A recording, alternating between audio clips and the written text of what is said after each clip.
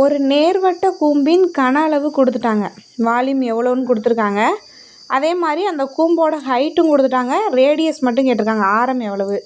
ரொம்ப ஈஸியான சம், எல்லாமே கொடுத்துட்டாங்க ஃபார்முலா. ஆனால் ஃபார்முலா தெரிஞ்சால் மட்டும்தான் சால்வ் பண்ண முடியும். வால்யூம்க்கான ஃபார்முலா வந்து கூம்பின் கன அளவு 1/3/r²h.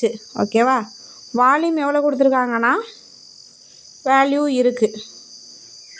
ஓகே, அதுக்கப்புறம் 1/3 பையோட வேல்யூ 22/7, ஆரோட வேல்யூ கேட்டிருக்காங்க r², ஹச்சோட வேல்யூ 24 அப்படின்னு கொடுத்துருக்காங்க, இன்ட்டு 24. ஓகே, இப்போ கேன்சல் பண்ணலாமா? 24 ஃபஸ்ட்டு 22 கேன்சல் பண்ணுவோம். 11ஆல் கேன்சல் பண்ணால் 2, இதை கேன்சல் பண்ணுவோம். 11ஆல் கேன்சல் பண்ணால் 1 0 0 8. திரும்பவும் 2ஆல் கேன்சல் பண்ணோம் அப்படின்னா 5 0 4. வேறு என்ன பண்ணலாம் அப்படின்னா 3ஆல் 24 கேன்சல் பண்ணால் 8 அப்படின்னு வரும். வேறு என்ன பண்ணலாம் அப்படின்னா 8ஆல் இந்த 504 கேன்சல் பண்ணலாம்.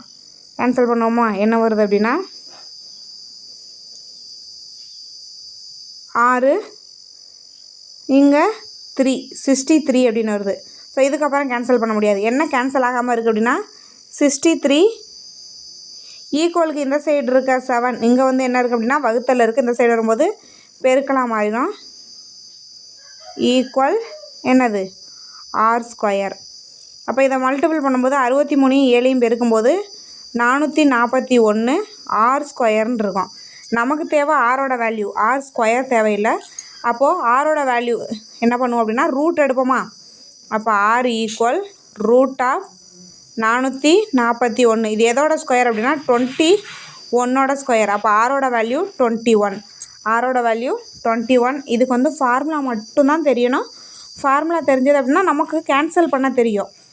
2 டேபிள் சிம்பிளாகவே கேன்சல் பண்ணலாம். 3 2 5 7 அப்படின்னு கேன்சல் பண்ணி லாஸ்ட்டாக வந்து ரூட் எடுக்கணும். லாஸ்ட்டாக என்ன பண்ணணும் அப்படின்னா ரூட் எடுத்து கண்டுபிடிக்கணும். ஆன்சர் 21.